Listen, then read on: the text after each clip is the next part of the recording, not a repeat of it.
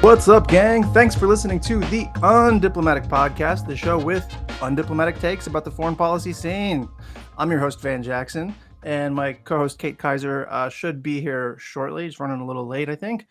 And we're doing a special episode today, kind of grading the Biden administration's foreign policy report card, if you want to think of it like that.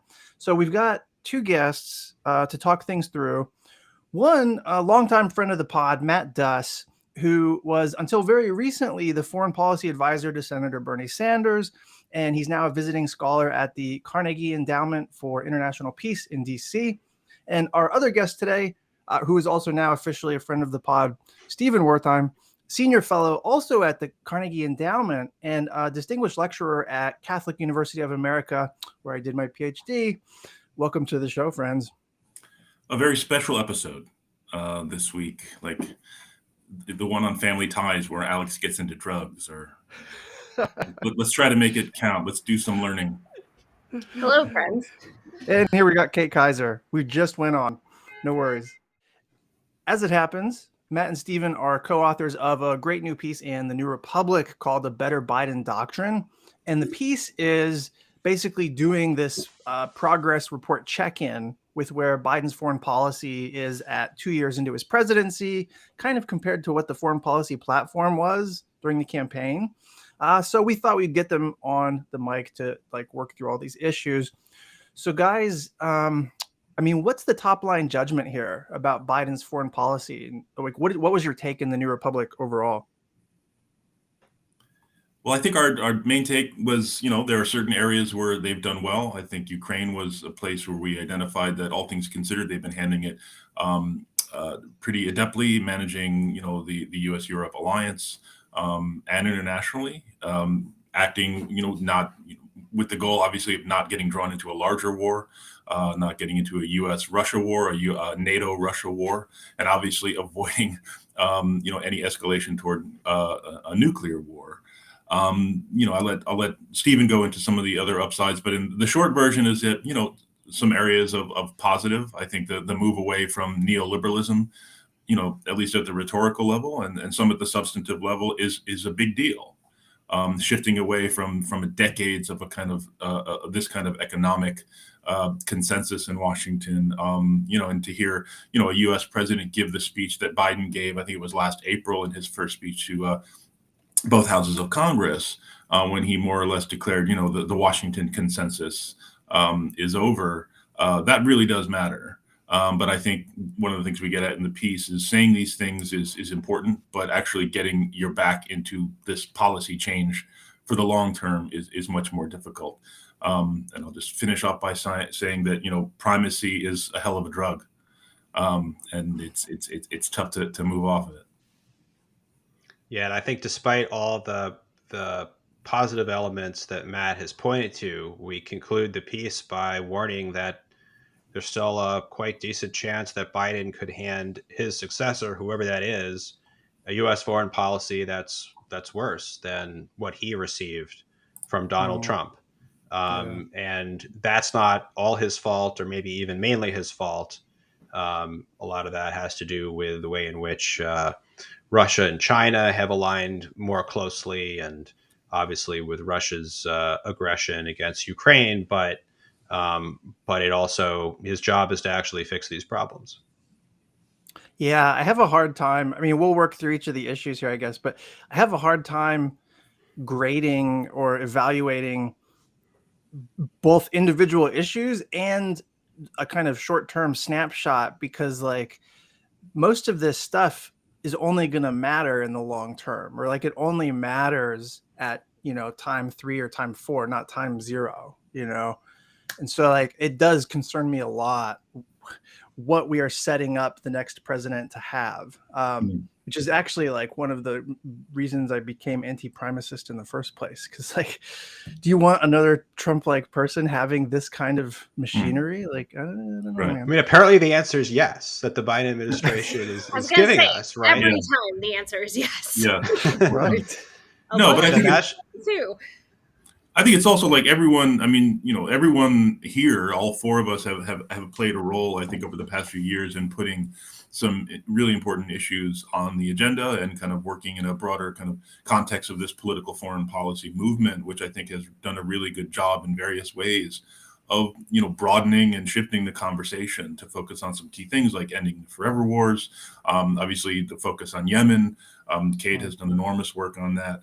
And we did good work during the campaign, both with Senator Sanders, but also with Senator Warren and others to help write, if not a super progressive platform on foreign policy, a much more progressive one than we'd seen previously. And I think that's important. So I think the kind of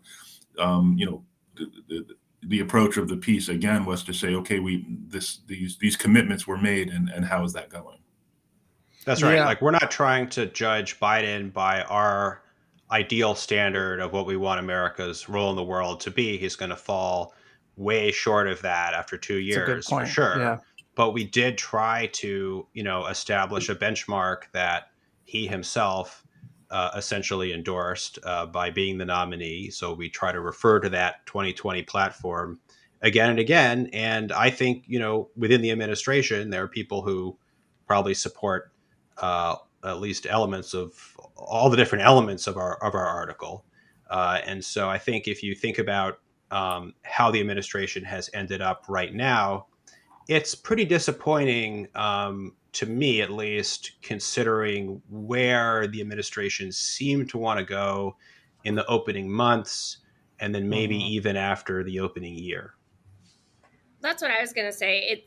I think it's fair to grade them as if like they're attempting to transition things, right? Which I think the first year especially, so much of the rhetoric was very progressive, and I think it set up the expectation that there was going to be some bold decision making, right?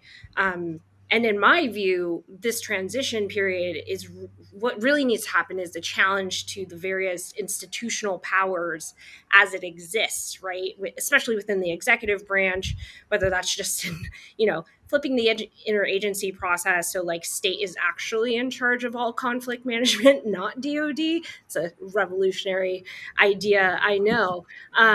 But that's where I feel like it's like good, but also in some ways using that rhetoric, but then continuing many of the same policies, continuing many of Trump's policies, it almost does more damage to the project because I think, across progressive politics, we've seen kind of this like capture by people in power of the issues or talking points that really resonate with people.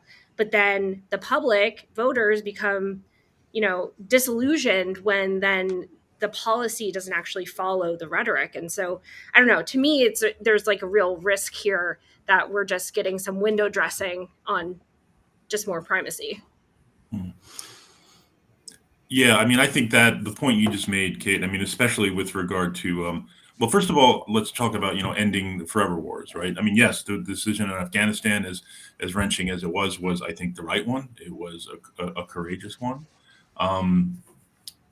But that's not the forever war. I mean, it's a much broader, as you all know, a much broader set of conflicts and policies and approaches. And one of the points we make, which I think was an important one, is like, yes, it is great that, they have been, that there's fewer drone strikes, for example, but the authorities under which those drone strikes are carried out continue. I mean, that they're not changing the basic framework that could enable a future president, Trump or someone worse, to just ramp them right back up again.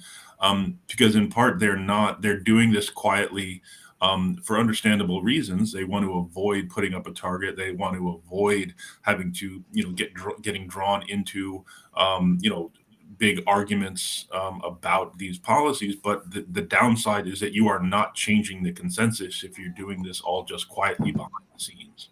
That was a great point in the piece too.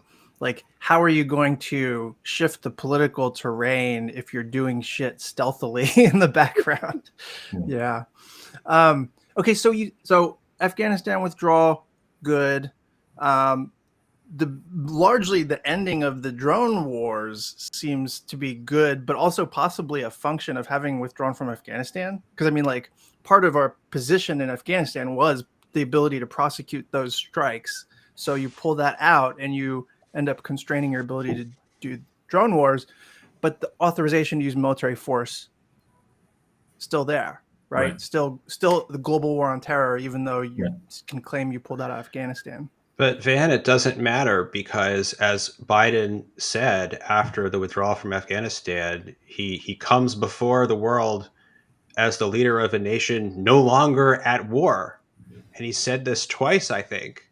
That's there's just an example of actually positively participating in public ignorance that allows forever wars to continue. Yes, it was the pandemic is over of foreign policy announcements. Well, I also think like part of the challenge here is that for a lot of the first year, they put like drone strikes, for example, on pause because they were doing a policy review. And so that's a good we point. saw a natural like tick down in the amount. And now that they've issued Biden's, what we once call his version of the PPG, the like presidential guidance. I can't even remember the acronym. It's been a long week for a what day are we on? Tuesday. But you know, once that new policy was released, which in theory is meant to limit civilian casualties in these operations, increase accountability in terms of the chain of command and decision making, it's well and good, but it has now drone strikes in certain cases have gone back up, like in Somalia, where, you know, Trump withdrew troops, Biden then redeployed them, and now we're seemingly somewhat acting as the Air Force to the Somali government. And, you know, I'm not like, I don't believe that being anti-war means being a pacifist, but I also think, you know, it's indicative to me that so many inside don't seem to have actually taken the time to understand the real like societal impacts of these policies, not only from a military perspective, but how it also shapes public perceptions of the use of military force, who is actually bombing civilians, right? Like there's this entire PR aspect to this that just continues to not be addressed. And this kind of secret shift, if you will, you know, of, you know, leaving behind more boots on the ground interventions like Afghanistan and moving towards exporting these endless wars to partner forces with no transparency, with, you know, with the raid in 2018 in Niger, Tim Kaine uncovered that there, you know, to be protected under the theory of collective self-defense by the military, if you're a partner force, the department just has to deem them a partner force. There's no list. There's no criteria, right? There's no real oversight of these things. And so it's, to me, it's like more war with less U.S. fingerprints, which is almost worse. Yeah. There's no theory of security in this. There's no like theory of how do you make the situation better, or a theory of peace even. Like it's inertia that can only be described as militarist. The infrastructure of primacy firmly in place, but then the rhetoric around the issues has shifted, and then certain discrete policy issues have shifted in ways that are like commendable or that signal the right direction. I mean, is it almost like it's the whole foreign policy agenda is like a Rorschach test? Like people just see what they want to see in this. Is it like, am I off there? I mean, I think, I would say I'm willing to, for years, I kind of felt like, please co-opt people like me, end the war in Afghanistan, and then give me the much harder task of trying to say that we need a lot more scrutiny of, quote unquote, lower intensity conflicts. And so there we go. So I still think, you know, this is, I would take where we are now relative to where the Biden team came in on the global war on terror, quote unquote. But to your point, Van, I just lack a sense of what is the basic strategic objective at this point. with U.S. counterterrorism operations? Are we trying to go after terrorist groups that have global reach or are plotting to attack the United States? What is the basic standard that the U.S. government is using to identify our adversaries? There's a lack of. I think it's a hodgepodge. Is the truth, and there certainly isn't a publicly articulated, basic standard. Mm-hmm.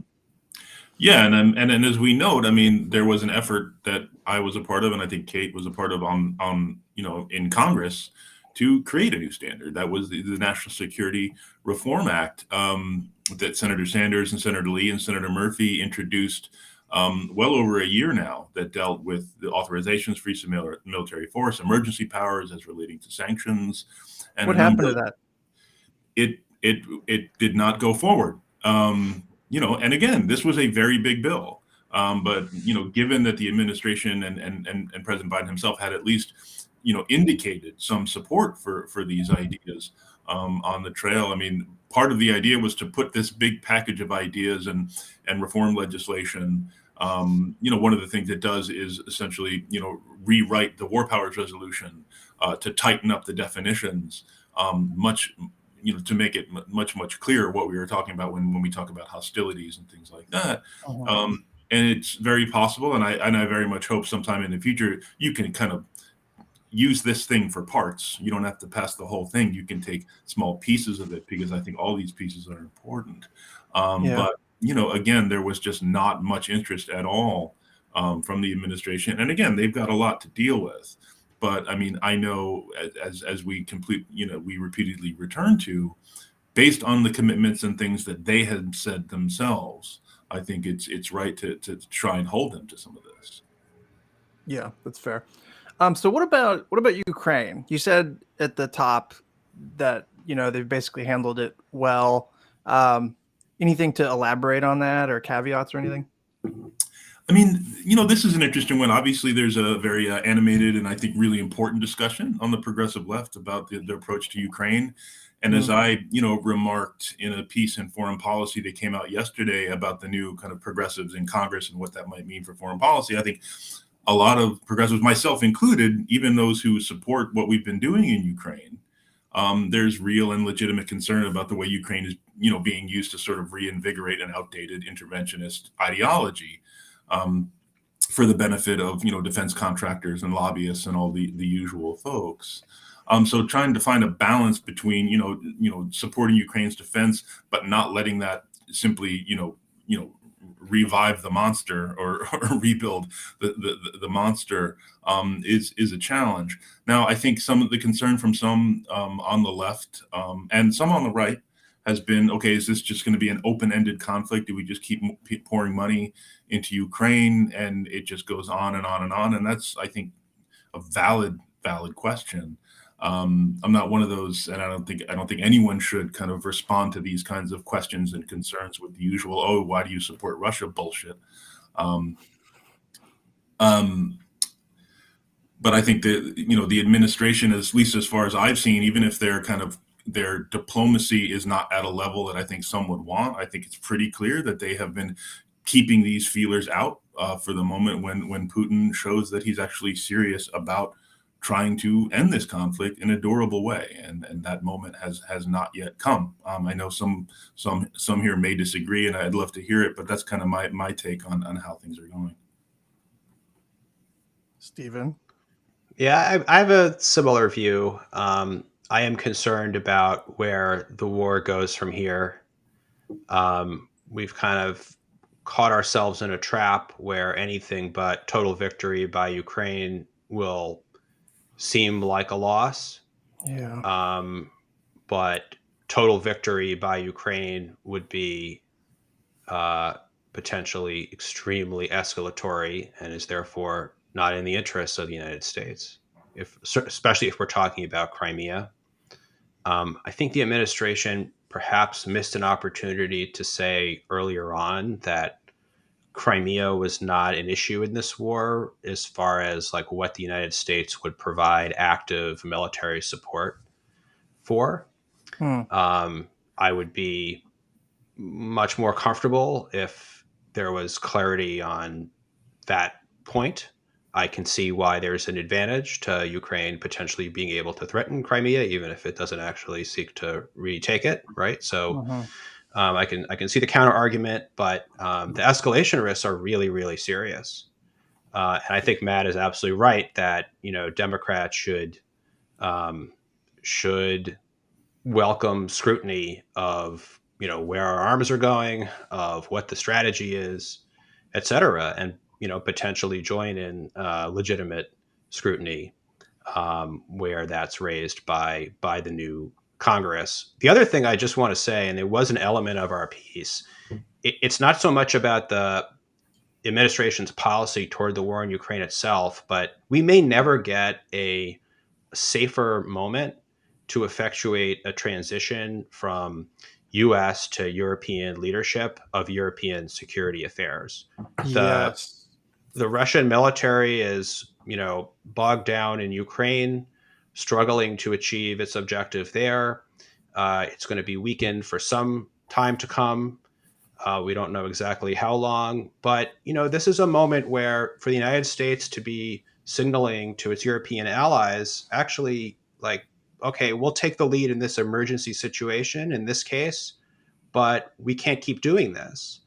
And Europe needs to step up. That's what the turning point, the European awakening, actually means.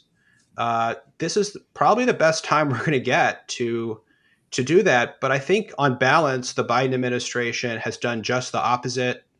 We actually see, U.S. Dominance of European affairs increasing so far in this war. NATO has expanded, and that adds, as a U.S. defense responsibility, the 830-mile Finnish border with Russia, which won't be a problem, I don't think, in the near term, but we have to think long term. I think the general message from Washington has been one of reassurance of the European allies, reassurance of the U.S. commitment, and that's been symbolized by tens of thousands of more U.S. troops in Eastern Europe. So that's my longer term concern. I think there were some people in the administration early on who had wanted to do something like that long talked about pivot to Asia. And in this case, that meant pivoting away from the Middle East and Europe in terms of security affairs. And we're very much not seeing that. Yeah, I'm not anti-NATO or anything. Like, I've been pretty vocally in support of NATO in the past, but that's not the future. I mean, NATO is not supposed to be a permanent architecture. It's not supposed to be it reflects a unique historical conjuncture where there was a unique extreme amount of power concentrated in one state, and that state yoked itself to the others in Europe, and that's what NATO as an institution reflects. And it's this is your fucking come to Jesus moment, guys.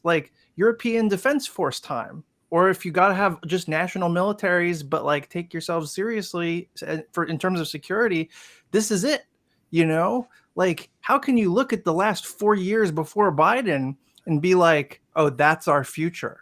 I mean, what the fuck? So yeah, that it's not so much that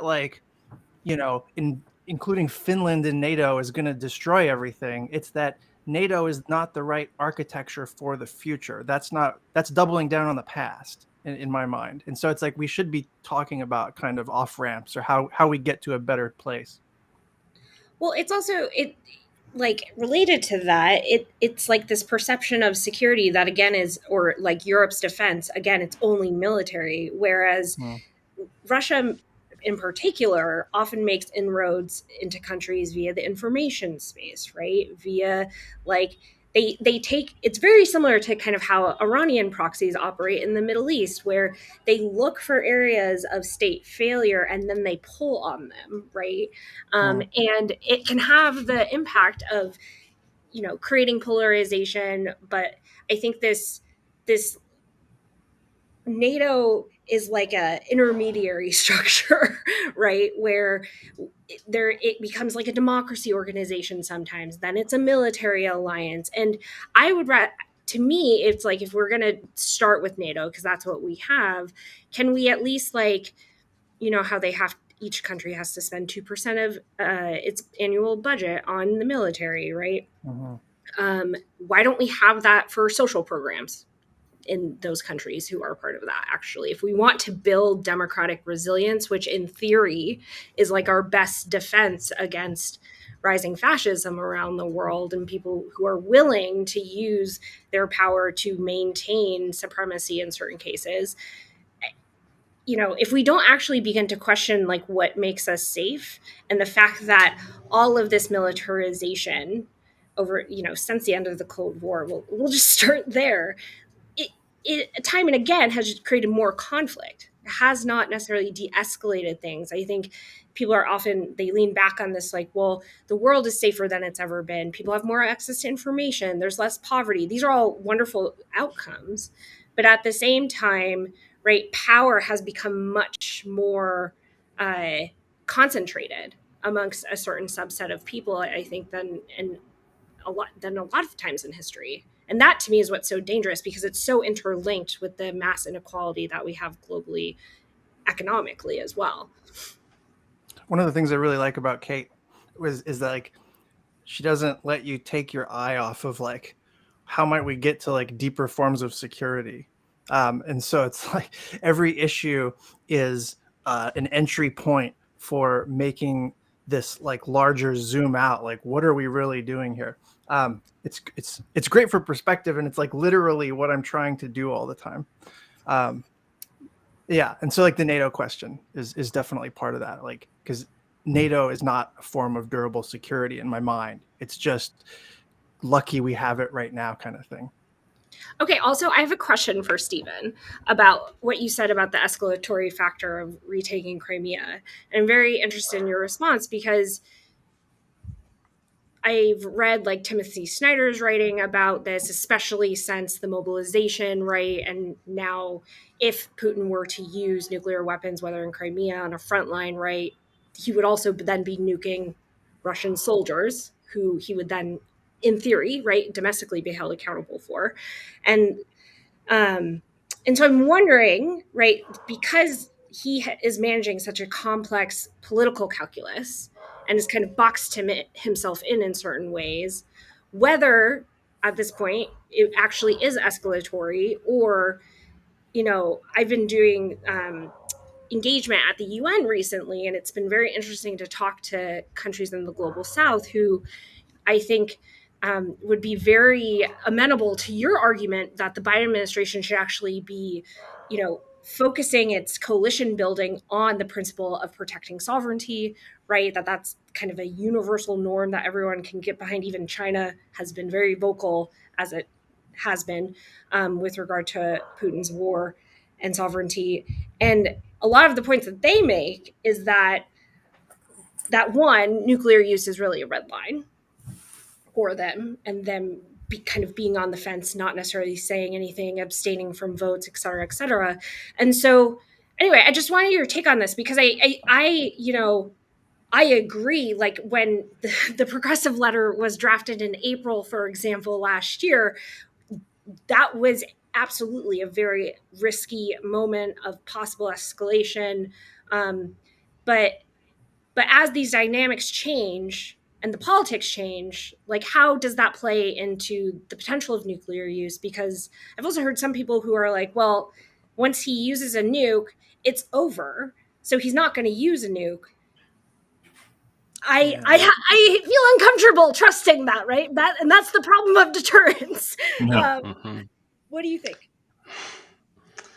I think that, first of all, like, our debate about nuclear escalation risks has waxed and waned in the war, much more than probably the actual risk level. The actual risk level, I think, has been kind of persistent and fairly constant. But note that we have not seen a Ukrainian attempt to retake Crimea, right? Which, to be clear, like, under international law, Ukraine is perfectly entitled to mount that offensive, right? It's Ukraine's territory, but that's different from the United States, actively supporting such an effort with weapons and intelligence and so forth. I think the issue here is just that couple things. So anything that could cause Putin to think that his regime is threatened would be something that potentially could cause him to use nuclear weapons, either in a demonstration or in an actual attack. And that could happen, absent Crimea coming into play. That could happen due to domestic developments, but that would be a hairy situation. And I think Crimea is different from elsewhere in Ukraine because it has been really incorporated into the Russian Federation since 2014, illegally, of course. And Putin has staked a great deal of credibility. And for him to be facing a situation where he's not only failed to take territory or achieve any goals in Ukraine as a result of the war he launched in February 2022, but he's also now being rolled back further. There we see somebody who was already proven to be willing to take risks with his back up against the wall and an arsenal of 5,000 nuclear weapons, including tactical nuclear weapons. So, it's a level of risk I am sure not comfortable with. The other thing is, in terms of the global reaction,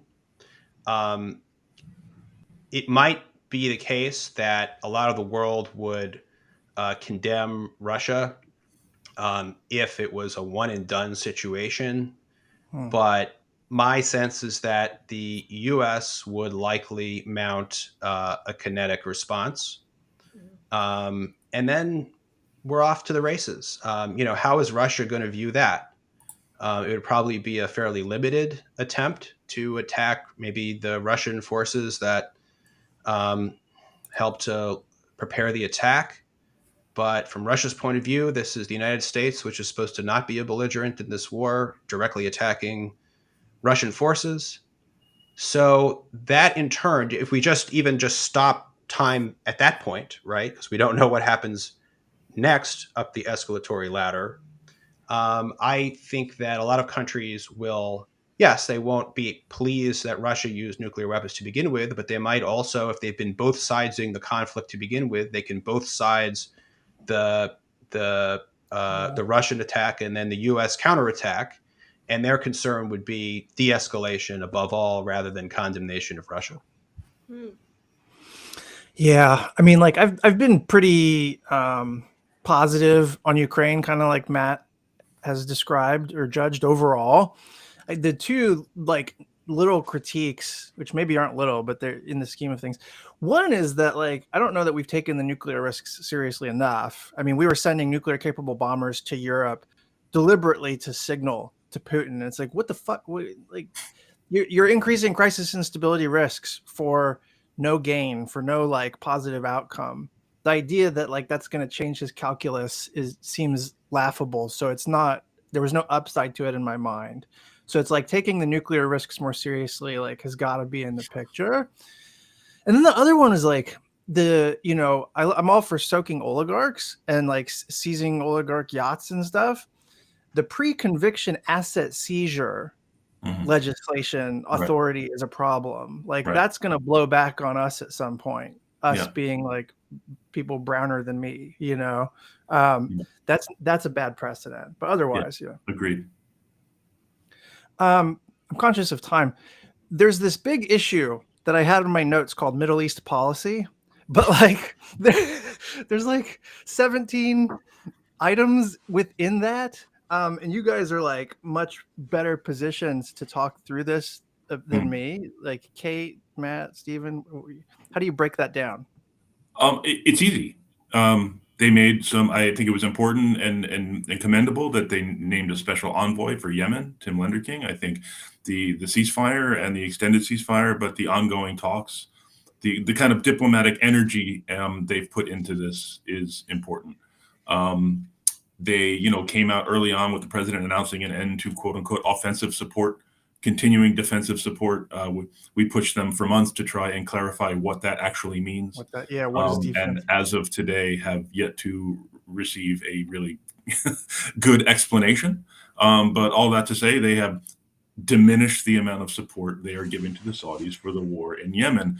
Are they following the letter of the War Powers Resolution that Joe Biden supported as a candidate? No, they are not. I think they've but still, I think we give them some credit in the piece for the work that they've done. Beyond that, there's not a lot that I can say that's good in the Middle East. I mean, they straight up broke their promise to rejoin the Iran deal.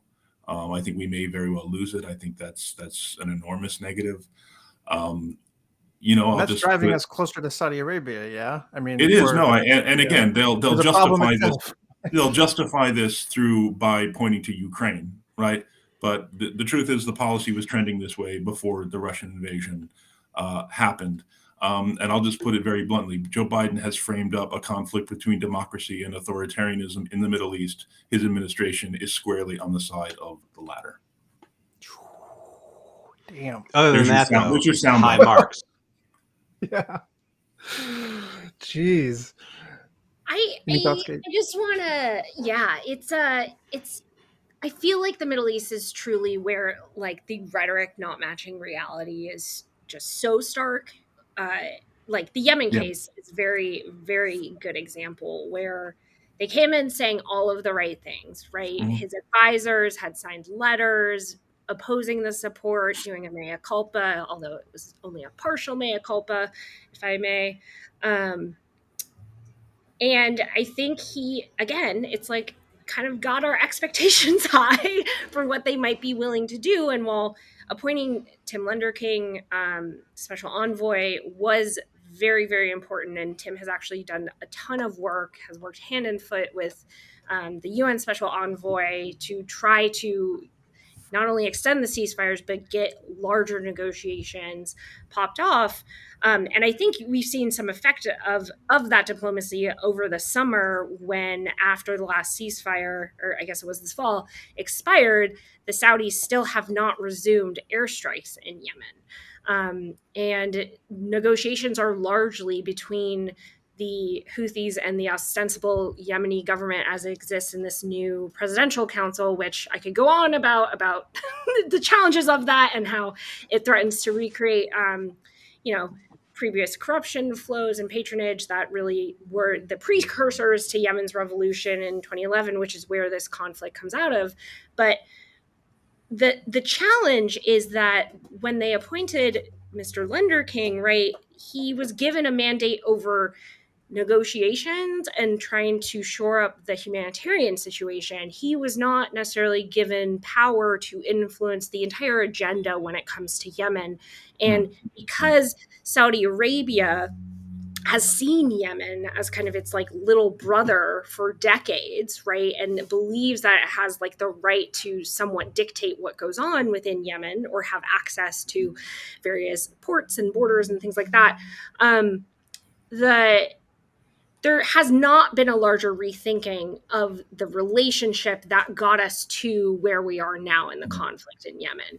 And that would have actually looked like, banning air-to-ground munitions writ large versus one type of bomb that can be dropped from one type of fixed-wing aircraft, right? Like a tiny subsection of the 35 billion that we identified in pending sales to Saudi and the UAE when they first came into office in 2021 that could be canceled potentially. So, and again, you see that's kind of on the Khashoggi murder too, where Biden said, I'm going to make him a pariah, right? About MBS, the crown prince in Saudi Arabia. And while, what always gets trotted out as the evidence of the change is that, the Saudi government now gets the cold shoulder from staff in the administration. I'm like, okay, that's a good step, right, of retilting the relationship. But, Matt has talked about this a lot, where we've created this dynamic of a client state where the client state is basically holding all the cards, or that's our government's perception of it, right? And what that, there's this one academic study where they looked at military aid to Gulf countries and whether or not that impacted the political decisions of those governments in line with the donor countries' foreign policy priorities. And what they found is that increased military aid actually decreases recipient country cooperation.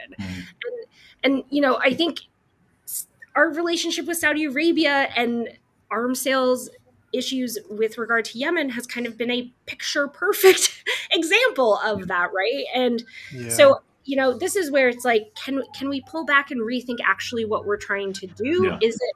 Is it just to like placate Saudi Arabia, help them save face, get them out of the war? Or are we actually trying to create sustainable peace in Yemen? Because that is a much broader, larger project that requires rebalancing the alliance with Saudi Arabia, but it also requires like deep investment in people in Yemen, which, I've heard that some in the administration are trying to cut humanitarian and peace building assistance for Yemen in the next budget proposal, right? And so it's this kind of like misplaced priorities, I think, and we've seen this in so many of these conflicts. So long as you like don't actually address the root causes, they're going to come back. Violence is cyclical until you interrupt the things that are the precursors there.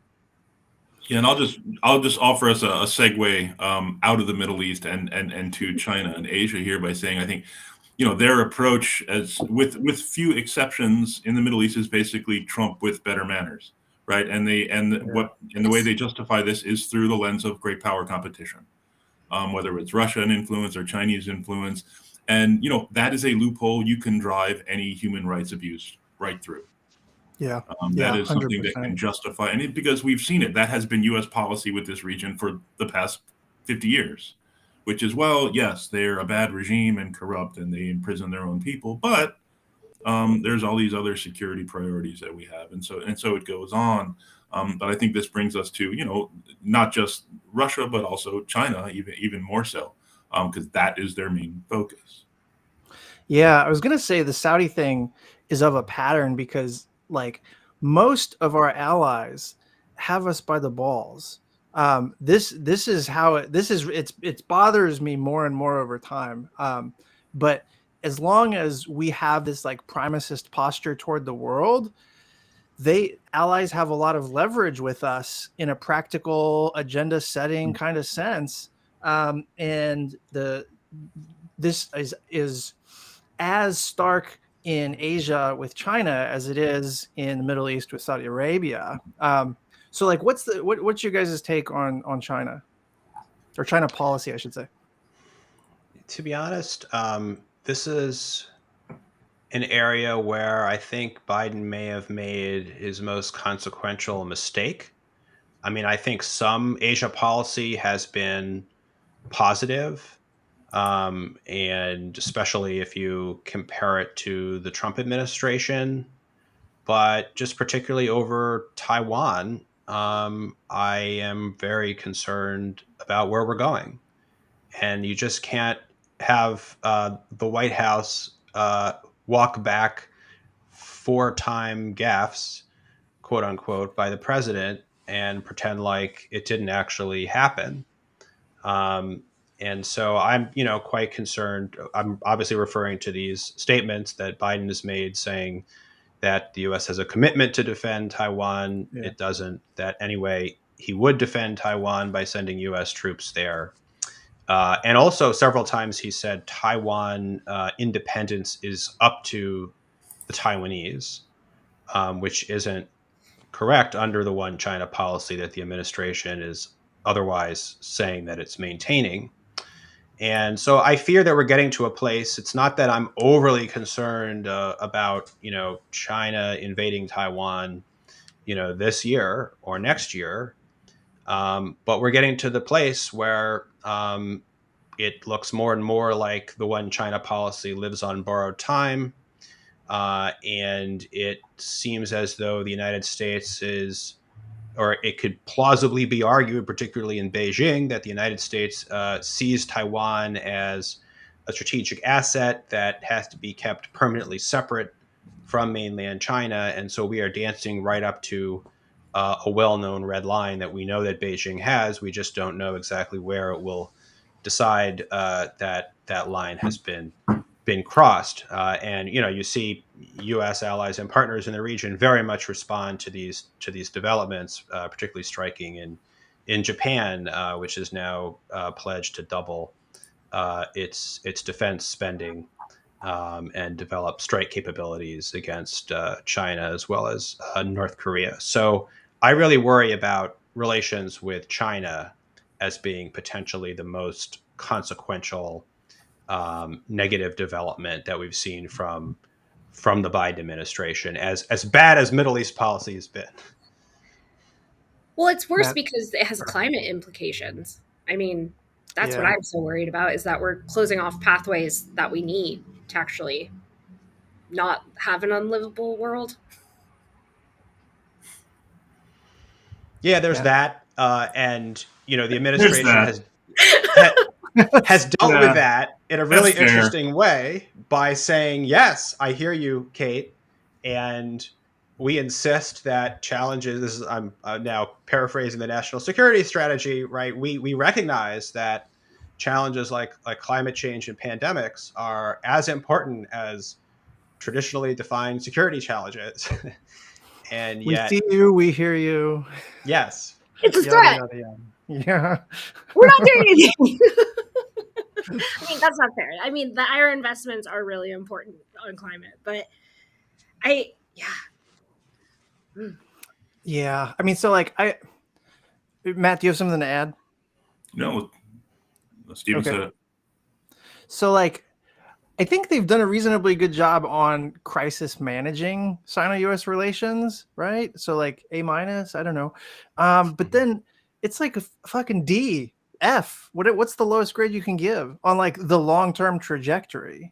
This is where like the area where Biden is Trump plus, and it wasn't long ago that having any family resemblance to anything Trump was obviously bad, evil, dangerous, corrupt, whatever.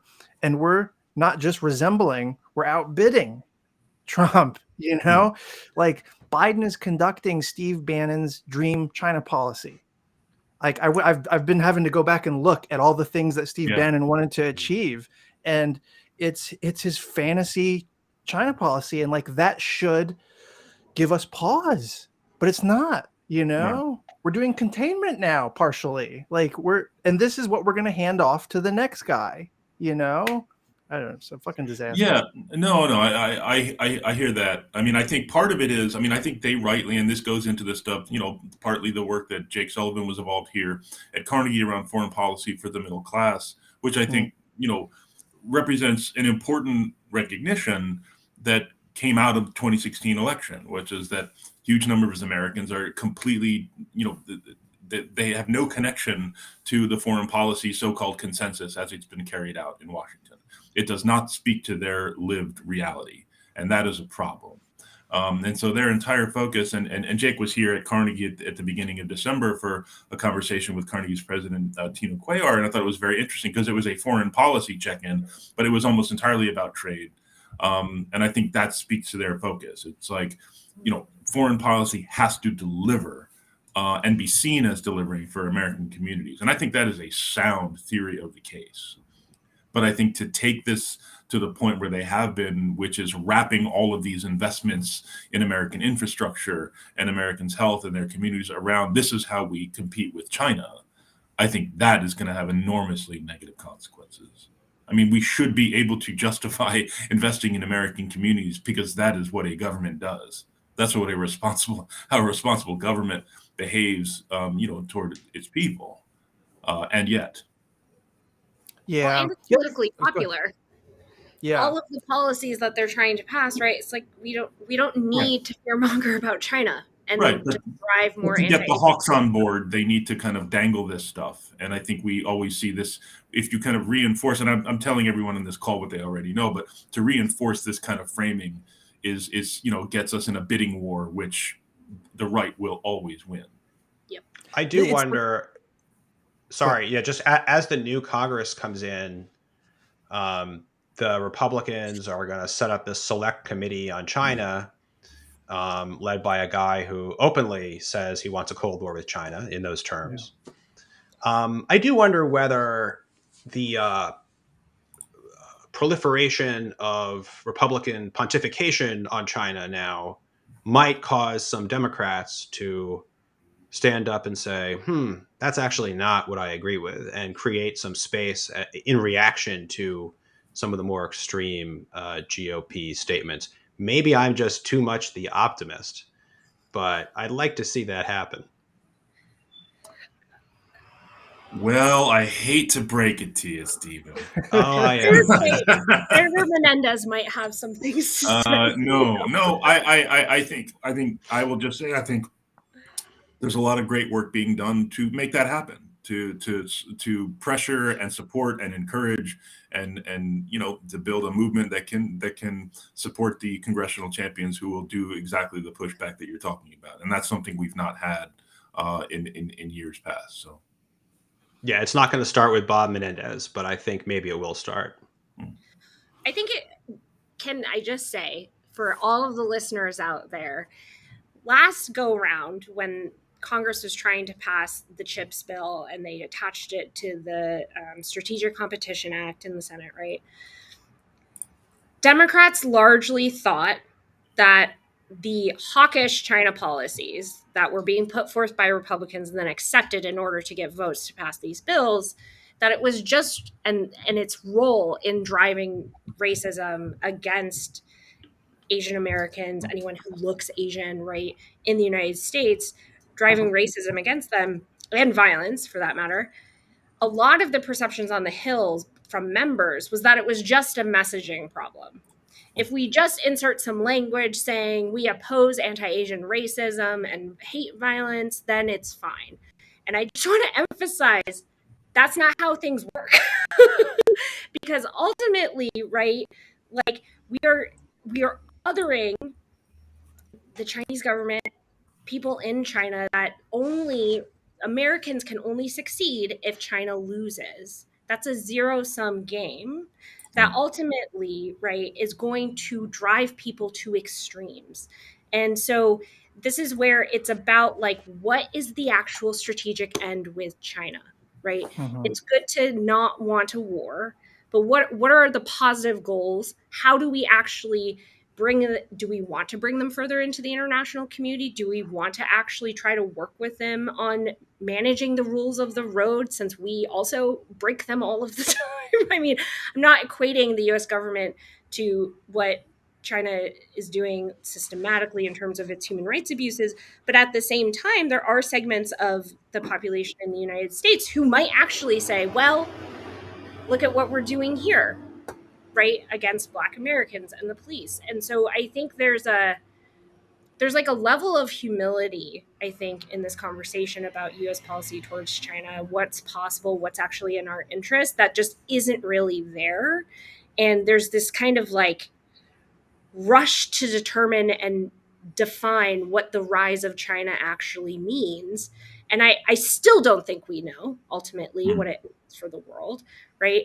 And presupposing that we do feels a lot like where we were in like 2001, 2002, right, with the war on terror. We've just seen this. I mean, yeah, like I was actually going to make some of those points, so you saved me time. But we've seen this Cold War play out before, where we think we're forging this like bipartisan consensus against an external foe. And then the other side in that consensus decides to say, oh, well, yeah, we still agree about the threat thing, but because the threat is so large, we can't do these public goods things anymore. We can't do this, having sane labor relations and like not repressing labor. And we can't invest in national infrastructure anymore, right? We can't afford the welfare state, right? Because we got to deal with the big bad. And so like that is a proposition that we know the Republicans are going to take and then use it to austeritize this whole nation that we think we're building, right? The public goods wager that Democrats are making on the back of the China threat is a bad wager. We have historical evidence of this. It just doesn't make sense. And like, you see people like Joe Manchin, you see people like fucking Tom Cotton, they're making it very clear. They've already, the reason we didn't fund climate as well as we should have was because we needed to send money to fucking DARPA, you know, like we needed more money for fucking missiles. So like, we probably need to move on, but this whole like China threat paradigm is not winning one for Democrats, in addition to the sort of like dangers and negative feedback that it generates, you know. Mindful again of time, can we talk just quickly about like defense nukes? Where are you guys on this? Defense strategy, spending? I mean, I think I know where you are, but Stephen. I mean, I think a lot of people don't recognize that the U.S. is going to be spending a whole lot more on defense in the years to come, unless we can take actions that reduce the objectives we've set out for ourselves. This has been a really consequential year, or so it seems at this point, in which Russia and China have come closer into alignment. That's been tested by the war in Ukraine. And I think the bond has been strengthened. I don't want to overstate that bond, but it's there.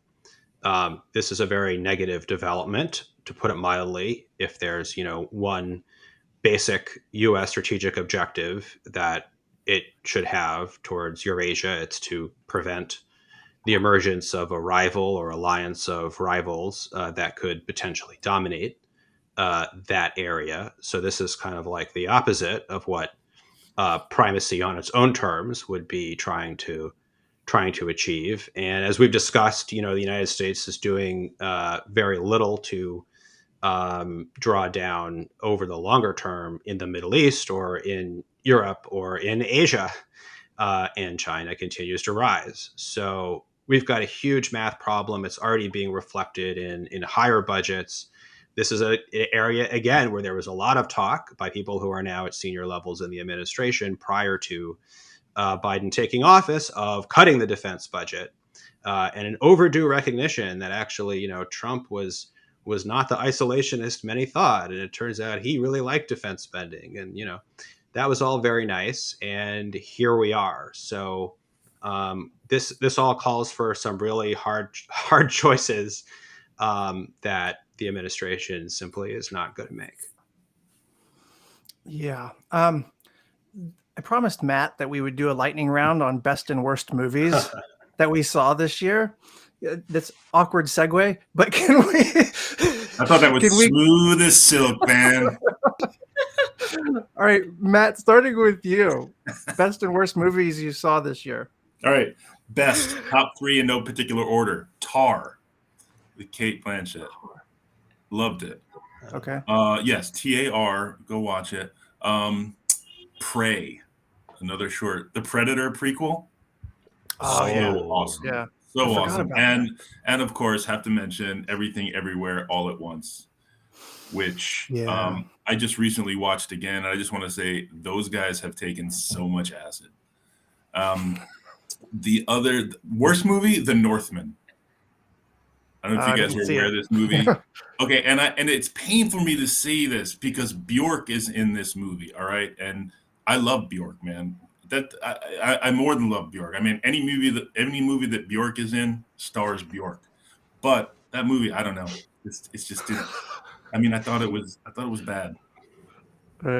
Steven? Except for Bjork's parts, which were amazing because once again, Bjork's amazing. Bjork, yeah. All right, I don't see anything, so I probably saw like 5 movies. So I've got a top and a bottom, and that's it. I'm glad I'm not alone. My God, so much pressure. Okay. So After Sun is my top pick for the year. First time film for the director, incredibly well done. I can't really do it justice, but check out After Sun.